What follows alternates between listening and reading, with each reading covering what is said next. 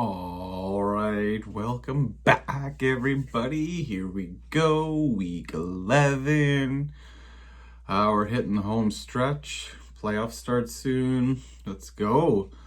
First off, just want to apologize for missing last week. I was in Saskatoon for a ringette tournament, so didn't get a chance to get the video. We hit it out on Thursday, so I got to watch Lamar and Chase, for me, put on quite the performance.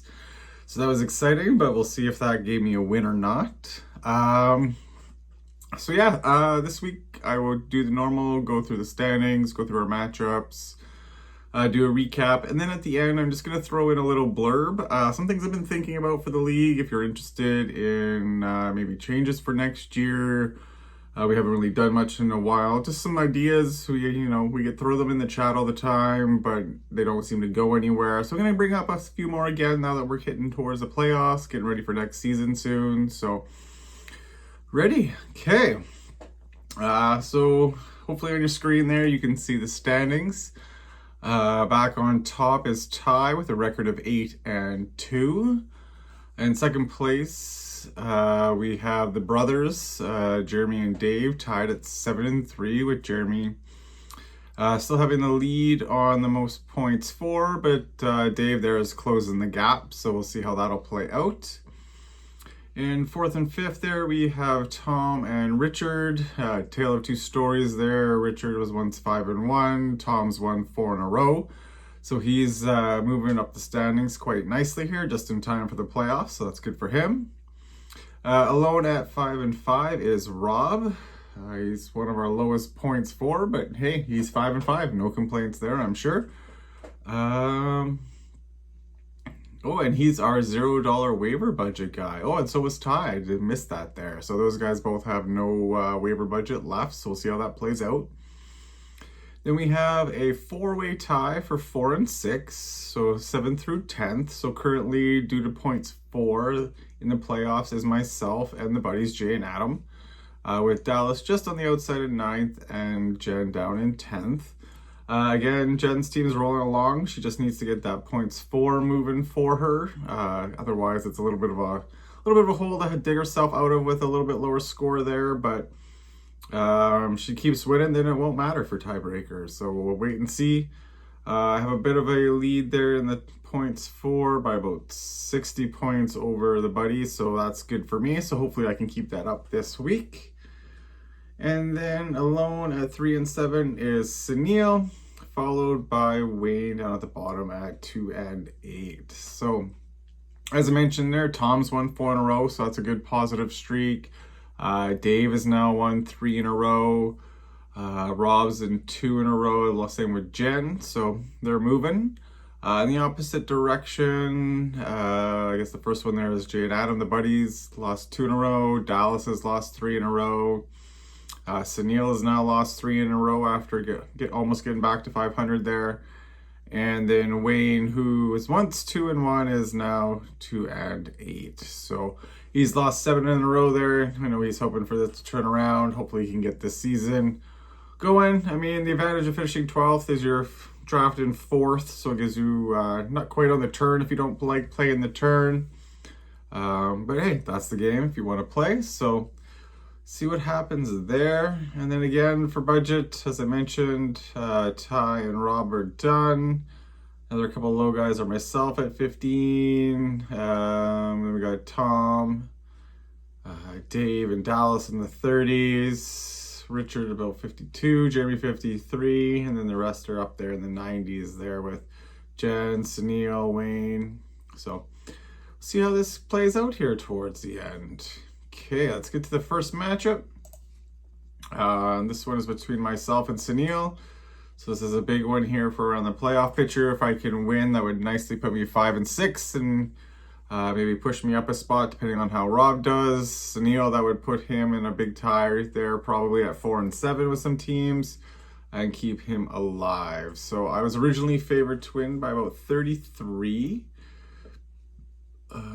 No, sorry, that's 13. That's some bad math. Now it's down or up to 15 points, but both our players underperformed on Thursday night. I had Devonta Smith, who came in about 6 points less. McLaurin only had the 1 reception for 10 yards. A.J. Brown was a little below, but when Saquon ran the ball so well, I understand why these two guys here didn't get any passing. And then Zach Ertz, though, did have a good game for Washington with 18 points, 6 receptions, a touchdown for 47 yards. So, great start for Ertz, but overall, Sydney was down by about 5 points over projection. Myself, I was down almost 6. So, yeah. As a whole, I'm hoping Lamar is okay and Chase plays well. Thomas Jr., he's had this questionable tag for a couple of weeks. It's just he limits practice, so I'm hoping he's back. Maybe he can give me a few receptions and a touchdown against Detroit. It is indoors, so I don't have to worry about weather. I like Gibbs against Jacksonville. Akers is in there because I really got nobody else at running back. Disley's a shot in the dark. I just like the way that's been playing lately, so I'm just, trying for it. And same with Watson. I mean, there's not much I can do. Maybe he'll turn it on now once they've had their bye week. For Sunil, I like his team. I like guys like Lockett, Mixon. Pitts, I think, will do well. Pierce might struggle. They're back with Richardson, I believe. Ford's been playing well still with Chubb out there, so maybe they're splitting it up so they don't, injure both guys too much.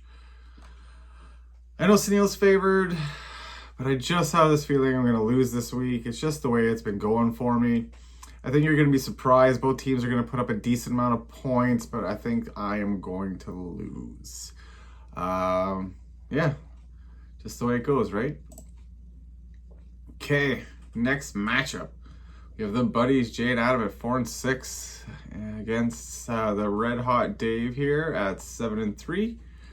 Dave was originally favored to win by 16 points. It's increased now to about 18 points. Although they're both under projected now. Jalen Hurts had a decent game, 17 points. But was it Noah Brown there for... Yeah, Noah Brown for Washington only had the 1 reception for 4 yards. So that's a big pain point there. But I do like guys there for the buddies like Williams, Achane. I think you'll see Taylor run the ball a bit more. Spears is coming along each week. I'm hoping Herbert has a good game and throws it to McConkey for another league of mine. So I'm going to hope for some good things there. And of course, he has a good old kicker. Coo! So, anyway, for Dave, we got Adams. Yeah, Dobbs has been playing okay. Kamara, Swift, Kelsey, here's Sutton. Sutton are predicting a good game this week, so we'll see. Hunt's been playing well. We'll see how long that lasts when Pacheco comes back. But yeah, I'm going to agree with Yahoo on this one. I think Dave's going to win probably close to those projected scores. That seems about right. Dave's been putting up a lot of points lately. The buddies have been in that middle pack lately. So nothing wrong with that. I've won in those packs. So it all depends on who you play. But I think Dave is going to sneak this one out by, roughly 15, 20 points, somewhere in there. Okay, next matchup. We are at Jeremy and Dallas. As we said, Dallas has lost a bunch in a row here. Jeremy's still up there in second place. Jeremy was originally favored to win by about 1.5 points, and now Dallas is by about 5. And that's because Daniels put up only about 14 points instead of 20 that he was projected. I'm hoping Darnold has a decent game there for Dallas, just as a Vikings fan, but it's outdoors. Tennessee's could be tough. Puka should do well. Collins, if he plays. Hill, he traded Dave for this week. I think should be okay. He traded Neighbors for Hill if you missed that one. But Neighbors is on bye this week, so that's why we didn't mention him on Dave's team. Anyway, sorry for the sidebar. He's got Bijan, Chase Brown, who's been great. I wish I would have snagged him instead of Moss, but what can you do? Kittle, Taysom Hill, like I said, he always gets the touchdown. Chubb will be fine. I don't know who this Vile guy is for Denver. And then Jeremy's got Jefferson. Ooh, so that kind of almost cancels each other out. Flowers has been good. Metcalf's been good. Hall has been down a little bit in numbers. Allen's starting to get the ball a little more. Aaron Jones is questionable, but I think he's just because he's limited in practice. Yeah, a little bit of a rib injury. So he's just probably taking it easy. Bowers has been good. Pearsall's been pretty decent. Javante, who knows? They're talking about that other running back. I don't know how to pronounce his last name. Starts with an E there. He's been playing, so they're talking about him getting some more playing time. So we'll see. Dobbins has got a tough schedule. Maybe not this week against Cincinnati. But yeah, I don't really see anybody else that they could throw in. I just wanted to double check.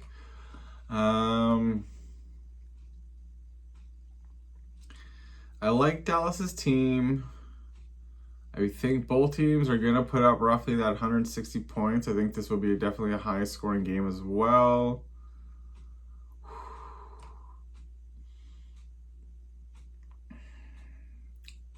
Part of me wants to go Dallas, but I think it's going to be Jeremy.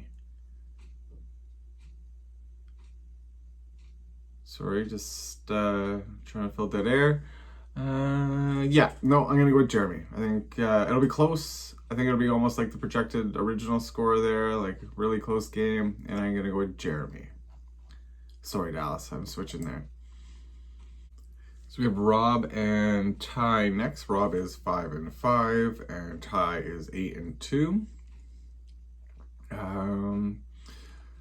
Ty was originally projected to lose to Rob by 2 points, but after a great Thursday night from Eckler and B. Rob Jr. there, Ty is now favored to win by about roughly 11.5 points. So, Ty's in first, had a great season so far. He's got good receivers. Got some good running back depth there that he's got in there. Let's see here. And then Rob's got Mooney, who's been playing well. Say Brown. DJ Moore's been hit or miss. Caleb's struggling a little bit there. Ramondre. They're playing the Rams. Rams played good defense last week. I don't know how that was against the run, but Dowdle's been okay, but no Dak. We'll see how that plays out. Ingram's been pretty steady. Hopkins is good. Hawkinson's been great.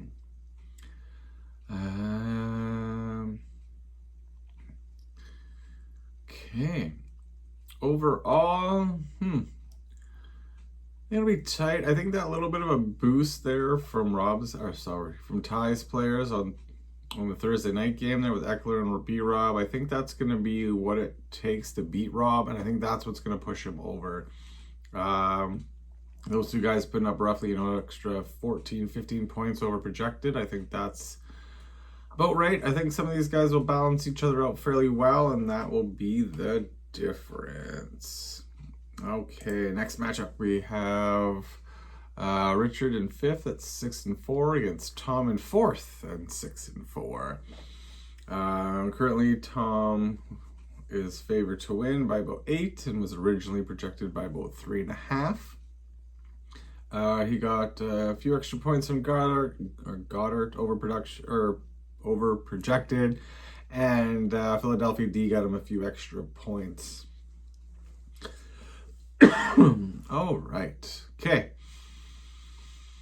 For Tom, I like Mahomes this week. C. Lamb, we'll see what happens with no Dak. Puka and Cup playing more and more.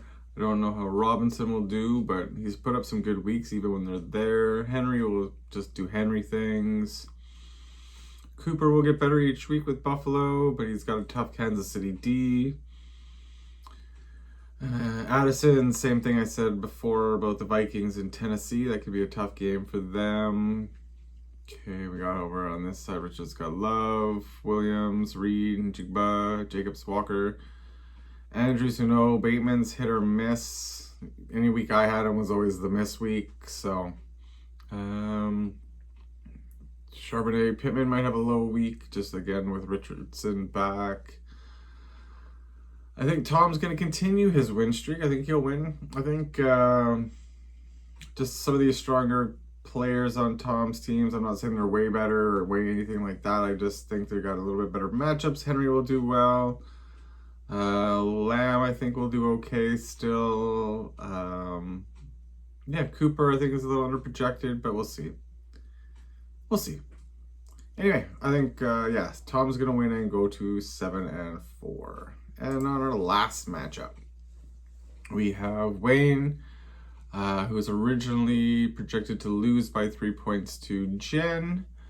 Is now favored to win by about 12. He had Barkley in yesterday, who put up 33 points, 146 yards rushing, and 2 tutties.